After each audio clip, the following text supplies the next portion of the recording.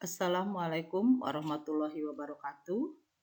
Perkenalkan, nama saya Iis Aryati, guru SMK Negeri 1 Ciamis. Dalam kesempatan ini, saya akan menjelaskan tentang video pembelajaran mengenai jurnal penyesuaian. Jurnal perusahaan dagang pada dasarnya adalah sama.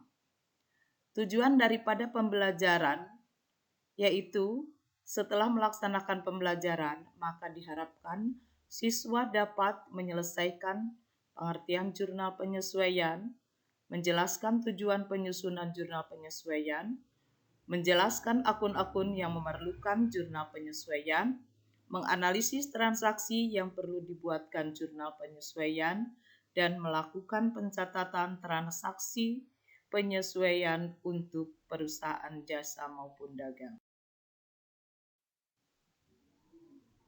Pengertian jurnal penyesuaian. Yang dimaksud dengan jurnal penyesuaian atau adjustment journal adalah penyesuaian tentang catatan atau fakta yang sebenarnya pada akhir periode. Jurnal penyesuaian ini disusun berdasarkan data dari neraca saldo dan data penyesuaian pada akhir periode. Kenapa harus melakukan jurnal penyesuaian? Pada umumnya ada dua penyebab suatu transaksi memerlukan penyesuaian. Yang pertama adalah keadaan di mana suatu transaksi sudah terjadi, tetapi informasi tersebut belum dicatat di dalam perkiraan yang bersangkutan. Kemudian yang kedua, bahwa transaksi yang sudah dicatat di dalam perkiraan yang bersangkutan, tetapi saldo perkiraannya masih harus disesuaikan agar dapat dijadikan dalam jumlah yang. Tujuan dari penyusunan jurnal penyesuaian. Yang pertama, yaitu agar setiap perkiraan real, khususnya perkiraan harta dan utang pada akhir periode menunjukkan jumlah yang sebenarnya. Kemudian yang kedua, bahwa agar setiap perkiraan nominal, yaitu perkiraan pendapatan dan beban, pada akhir periode menunjukkan besarnya pendapatan dan beban yang sebenarnya. Hal-hal yang perlu dibuatkan ayat jurnal penyesuaian. Yang pertama, persediaan barang dagangan, yaitu yang ada di dalam perusahaan dagang. Yang kedua, beban-beban dibayar di muka. Kemudian yang ketiga, pendapatan diterima di muka. Piutang pendapatan, beban yang masih harus dibayar. Penyusutan aktiva tetap, perugian piutang, dan pemakaian perlengkapan. Nah, ini ada 8 perkiraan yang perlu dibuatkan jurnal penyesuaian. Persediaan barang dagangan. Di dalam perusahaan dagang terdapat persediaan barang dagangan. Untuk penyesuaian persediaan barang dagangan ada dua cara pendekatan, yaitu yang pertama menggunakan perkiraan ikhtisar laba rugi. Ayat jurnal yang dibuat yaitu ikhtisar laba rugi di debit, persediaan barang dagangan di kredit. Nah, di sini persediaannya adalah persediaan barang dagang awal. Sedangkan untuk persediaan barang dagangan akhir, ini yang kedua persediaan barang dagangan akhir di debit, kemudian yang di kreditnya adalah ikhtisar rugi laba. Ini akan membedakan mana antara persediaan barang dagangan awal dan mana persediaan barang dagangan akhir. Pendekatan laba rugi yang menggunakan pendekatan harga pokok penjualan. Jurnal yang dibuat untuk persediaan barang dagangan yaitu harga pokok penjualan di debit, kemudian pembelian di kredit, beban angkut pembelian di kredit, persediaan barang dagangan awal di kredit. Sedangkan untuk persediaan barang dagangan akhir, nah ini dibuatkan jurnalnya, persediaan barang dagangan akhir di debit, kemudian retur pembelian di debit, potongan pembelian di debit, dan di kreditnya harga pokok penjualan. Jadi untuk persediaan barang dagangan, ini ada dua pendekatan. Yang pertama yang menggunakan ikhtisar laba rugi, yang kedua yang menggunakan harga pokok penjualan. Di sini dibedakan antara persediaan awal dengan persediaan akhir. Beban-beban dibayar di muka.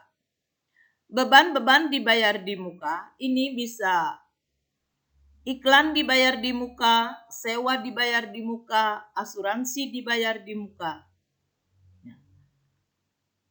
Ini juga sama, ada dua pendekatan. Ada yang dicatat sebagai biaya, ada yang dicatat sebagai dibayar di muka atau aktiva. Kita ambil contoh yang pertama. Pada tanggal 2 Maret 2021, dibayar premi asuransi untuk 1 tahun sebesar 1.200.000. Maka jurnal yang dibuat, jika kita menggunakan pendekatan neraca, jurnal yang pertama berarti pada saat melakukan pembayaran asuransi akan dicatat asuransi dibayar di muka debit, kas kredit. Maka ayat jurnal penyesuaian yang harus dibuat yaitu dari tanggal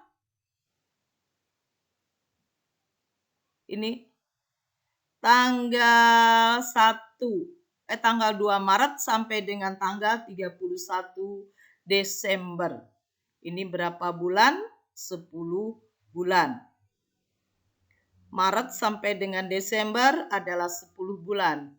Maka 10 per 12 kali 1.200.000. Besarnya yang sudah menjadi beban asuransi adalah 1 juta. Maka ayat jurnal penyesuaiannya adalah beban asuransi di debit 1 juta, asuransi dibayar di muka 1 juta. Untuk ini adalah jurnalnya yang sudah terpakai. Kemudian jika kita menggunakan pendekatan bahwa pada saat pembayaran akan dicatat dengan jurnal biaya asuransi di debit, kas di kredit. Itu bedanya. Kalau tadi asuransi dibayar di muka debit, kas kredit. Kalau pendekatan laba rugi, maka ini dicatat biaya asuransi di debit, kas di kredit. Nah, jurnal penyesuaiannya adalah yang belum terpakai. Tadi 1 tahun sudah dipakai 10 bulan, berarti ini 2 bulan lagi. 1 bulan sebesar 100.000, maka 2 bulan sebesar 200.000. Jurnal penyesuaiannya adalah asuransi dibayar di muka debit, biaya asuransi kredit sebesar 200.000. Untuk berikutnya, yaitu pendapatan diterima di muka. Ini juga sama dilakukan dengan dua cara, yaitu yang pertama diakui sebagai utang. Yang kedua diakui sebagai pendapatan. Contoh transaksi. Menerima pendapatan sewa untuk 2 tahun sebesar 3 juta. Diterima pada tanggal 30 Juni. Maka perhitungannya adalah 24 bulan ini 3 juta ini dibagi 24 bulan sehingga 1 bulannya adalah 125.000. Dicatat sebagai utang pendapatan atau pendekatan neraca, maka pada saat pembayaran dicatat dengan jurnal kas debit sewa diterima di muka kredit sebesar 3 juta.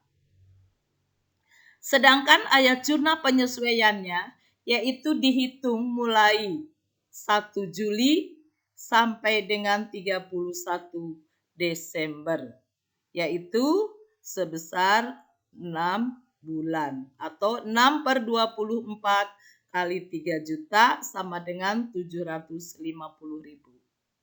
Maka jurnal penyesuaiannya adalah sewa dibayar di muka debit 750.000, pendapatan sewa 750.000. Jika dicatat sebagai pendapatan atau pendekatan laba rugi, jurnal pada saat pembayaran, pada saat penerimaan uang sewa, yaitu yang belum terpakai tadi, 24 sudah dipakai 6 bulan, berarti sisanya adalah 18 bulan.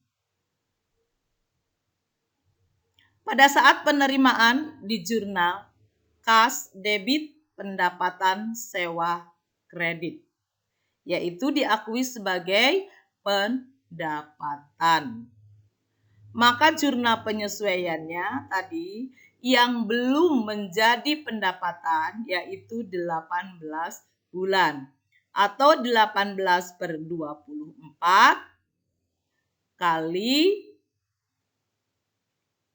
3 juta sama dengan 2.250.000.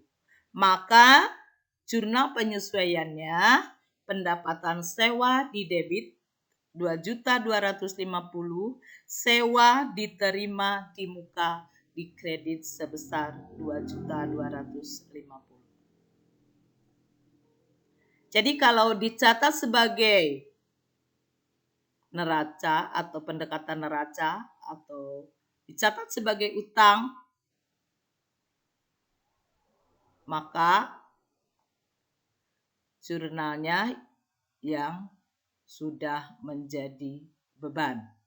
Sedangkan jika dicatat sebagai laba rugi atau pendapatan, maka jurnalnya atau uangnya sebesar 18 bulan yang belum menjadi pendapat.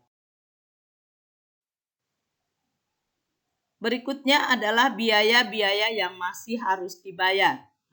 Biaya-biaya yang masih harus dibayar adalah merupakan utang. Sudah kontribusinya sudah digunakan atau sudah dipakai, tetapi belum dicatat sebagai beban. Jadi merupakan hutang. Maka jurnal yang harus dibuat adalah contohnya utang gaji kepada karyawan yang masih harus dibayar pada bulan Desember sebesar 300.000.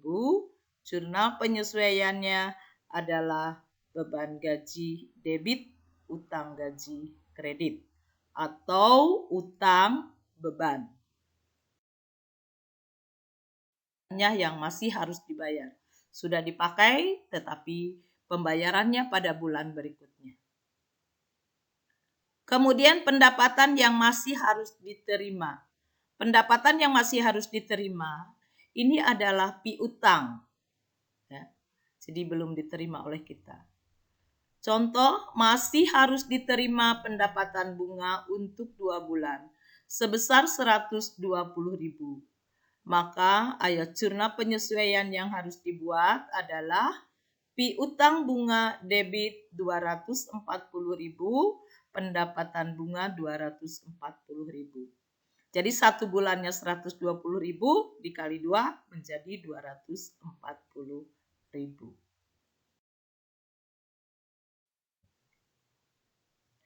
Penyusutan aktiva tetap.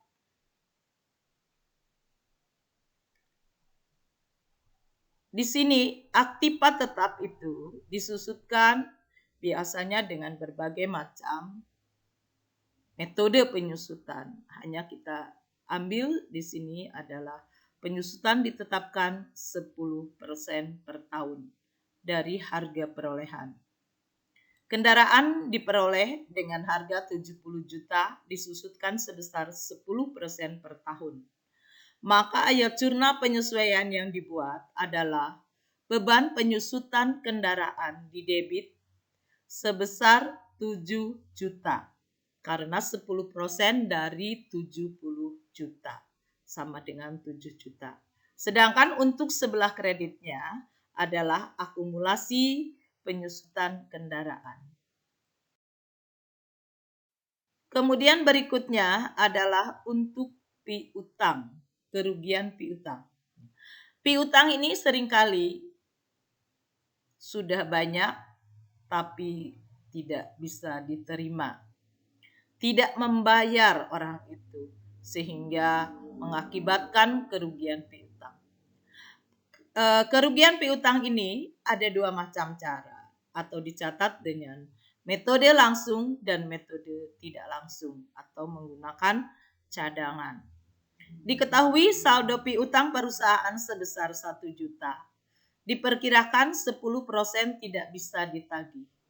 Maka ayat jurnal yang harus dibuat jika menggunakan metode cadangan, maka kerugian piutang di debit sebesar 100.000, cadangan kerugian piutang di kredit 100.000.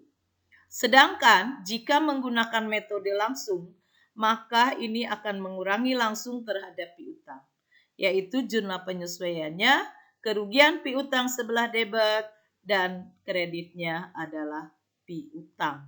Jadi langsung mengurangi terhadap piutang. Berikutnya adalah biaya pemakaian perlengkapan. Pada waktu pembelian biasanya perlengkapan dianggap sebagai aktiva atau harta. Sedangkan perlengkapan yang dibeli tadi tidak semuanya habis dipakai. Oleh karena itu, pada akhir periode perlu dibuatkan jurnal penyesuaian.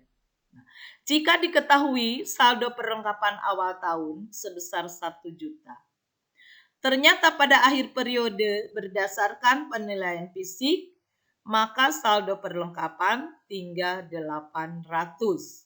Berarti jumlah yang terpakai adalah 200. Maka ayat jurnal yang perlu dibuat adalah beban pemakaian perlengkapan di debit sebesar 200.000, perlengkapan di kredit sebesar 200.000. Jika di dalam soal penyesuaian sudah ditetapkan umpamanya pemakaian perlengkapan sebesar 300.000, maka tidak perlu diselisihkan, tetapi langsung dibuatkan bahwa yang terpakai perlengkapan sebesar 300.000. Jurnalnya beban pemakaian perlengkapan 300.000, perlengkapan kredit 300.000. Demikian